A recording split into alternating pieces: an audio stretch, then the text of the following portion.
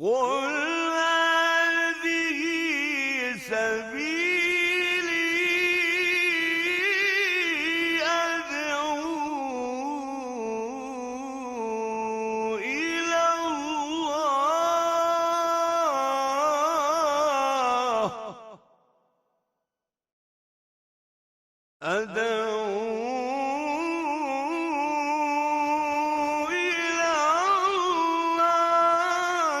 على بصيرة أنا ومن اتبعني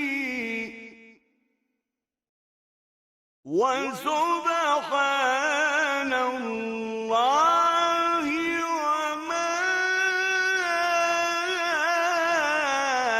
أنا من المشركين. بسم الله الرحمن الرحيم.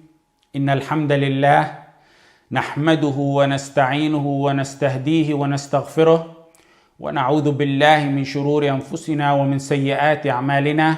من يهده الله فلا مضل له ومن يضلل فلا هادي له، وأشهد أن لا إله إلا الله وحده لا شريك له، وأشهد أن محمدا عبده ورسوله صلى الله عليه وعلى آله وأصحابه وسلم تسليما كثيرا. أما بعد.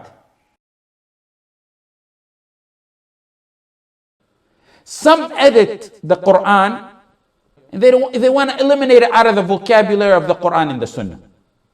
Some defined it, and you remember what I said, some want to eliminate, some want to change the definition. Some defined it as only despising those who kill and massacre Muslims.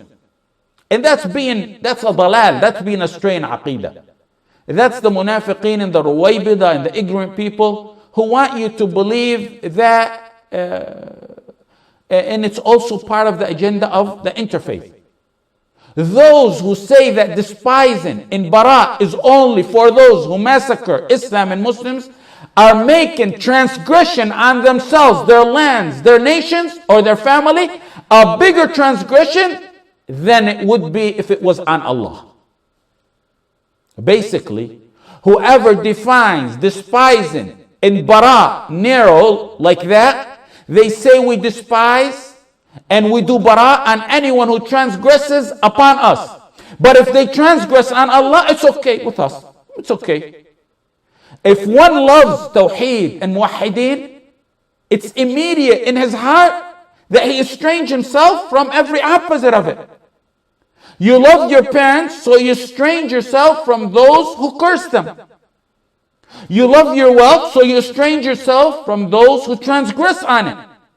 You love your wife, you estrange yourself from anyone who speaks in her honor. Would anyone, let me ask you this, would anyone truly love his wife, tell her, I love you, sweetheart, day and night, and then someone calls her a prostitute, but that husband who tells her, I love you day and night, says, I can't hate that guy who called you a prostitute. I can't despise him. He called you a prostitute, but I love him. You know what's the result? She's going to pack up her belonging and walk away and say, all that talk of you loving me, that means nothing. Love for your kids makes you estranged from anyone attempting to hurt them or speaks ill of them or wants to harm them. What about Allah? In Bukhari, يشتمني ابن آدم وما ينبغي له أن يشتمني. يشتمني ابن آدم وما ينبغي له أن يشتمني ويكذبني وما ينبغي له أما شتمه فقوله إن لي ولدا وأما تكذبه فقوله ليس يعيدني.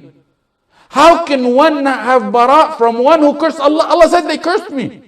Allah said that. And transgresses on the rights of the oneship of Allah subhanahu wa ta'ala. He transgressed on the rights of Allah. Allah said, the son of Adam has cursed me. Allah is saying this in the Hadith al-Qudsi. And it's not his right to do so. Shatamani means he cursed me, he insulted me. As for his cursing me, it's when he claims I have a son. It's when your wife Someone curses you, you estrange yourself from him. What about someone who curses Allah? Inanimate objects have more wala and bara than the hearts of many of those who call themselves believers today. وَقَالُوا اتَّخَذَ الرَّحْمَنُ وَلَدًا لَقَدْ جِئْتُمْ شَيْئًا إِدًّا تَكَادُ السَّمَاوَاتُ يَتَفَطَّرْنَ مِنْهُ وَتَنشَقُّ الْأَرْضُ وَتَخِرُّ الْجِبَالُ هَدًّا أَن دَعَوْا لِلرَّحْمَنِ وَلَدًا. They say Allah got a son. You have brought forth something terrible, something evil. Allah said, because of those words, the heavens are almost about to be torn. And the earth is about to be split. And the mountains are about to fall in ruins. What word? What word? Because they call Allah has a son. Imam Ahmad ibn Taymiyyah and others have statements on this issue that are amazingly stunning. We don't have time to go through them, but I give you a summary of it. There's also no need to go through it because those who can't comprehend this principle of belief are those who can't accept the text of Allah and His Messenger sallallahu alaihi wasallam. They're not entering Islam from the door. The door to Sharia is through the text of it. And those who have an issue with this matter have an issue with the text of Sharia. They are those who gave their undeveloped minds and devilishly tainted emotions precedent over the Quran and the Sunnah. They understand the text as they wish, not as the first generation understood it. The desires of both heart and mind threw them off the course and off the track. The mind has its desires and the heart has its desires. The whim of the hearts are the desires. The whim of the hearts are the desire. The whim of the mind is renegating against the textual revelation.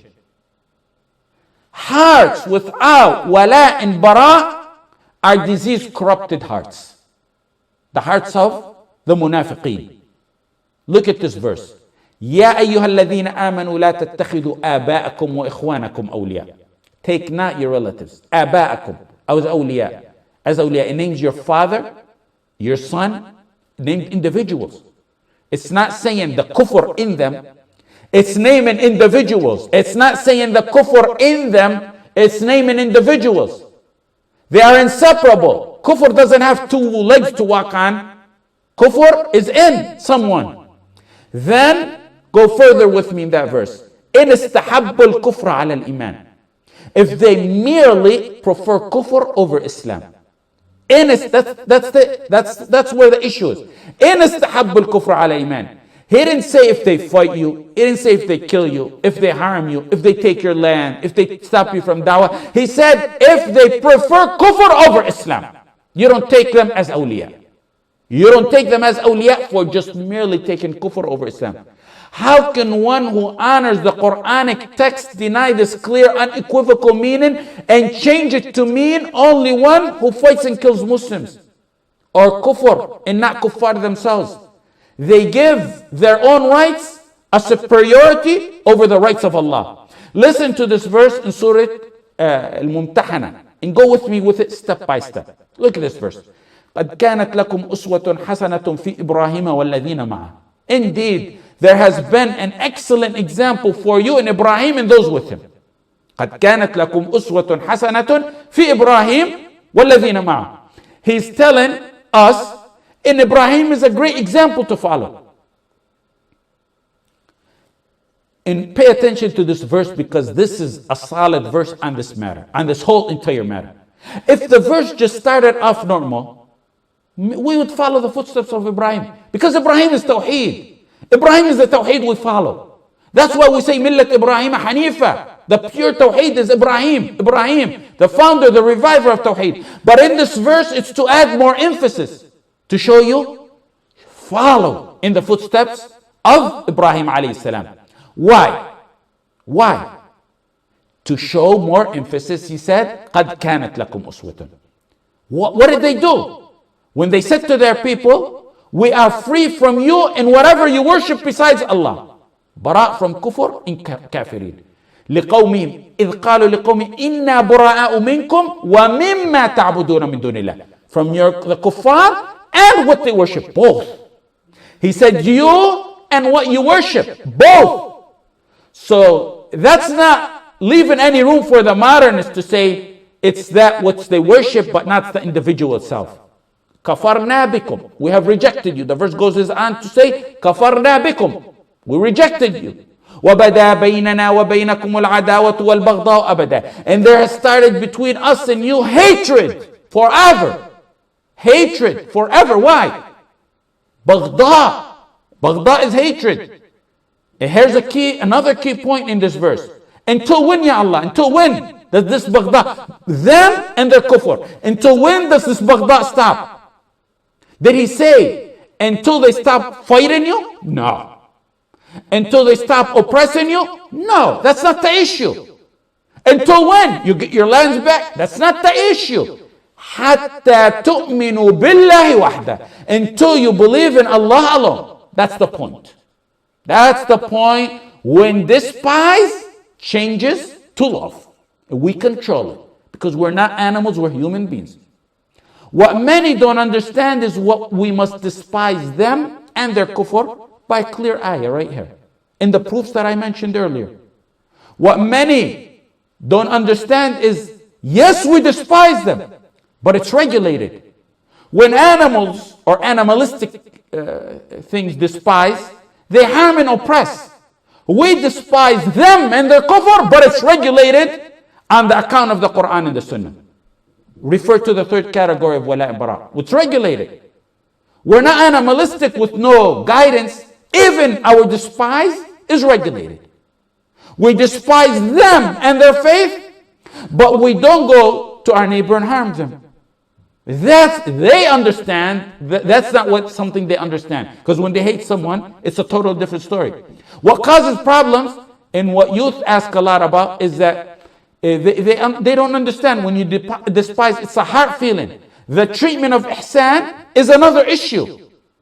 Ihsan in da'wah is another issue. We spoke in the third category. One can be a student among kuffar or have a job amongst them or neighbor them, despise them, yet at the same time treat them as we mentioned in the third category. Ka'b ibn Ujra in At-Tabarani, and many ulama authenticated this narration.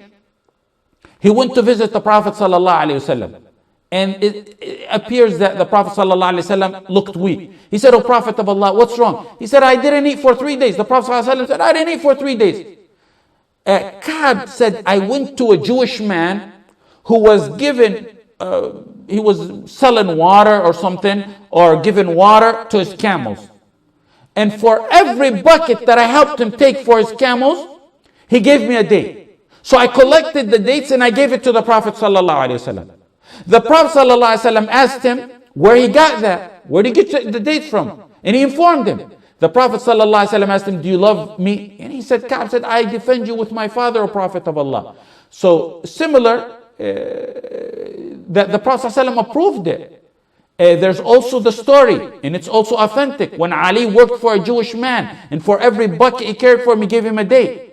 And the Prophet ﷺ was informed of that. So when the Prophet ﷺ was informed that, his silence is approval. We are disciplined ummah in every single tiny detail of our life. Even our hate is disciplined and regulated. I say, from the mercy of Allah is even that it raises generation of men where even their despising is regulated. Al-Qarrafi and others spoke on this matter, like we mentioned. That we despise them, but at the same time, when they're Ahl al-Dhimma, we may have to protect them. Look what Hasan al-Basri said. He said, زوج بنتك من ذي دين تقي فإن أحبها أكرمها وإن كرهها لم يظلمها.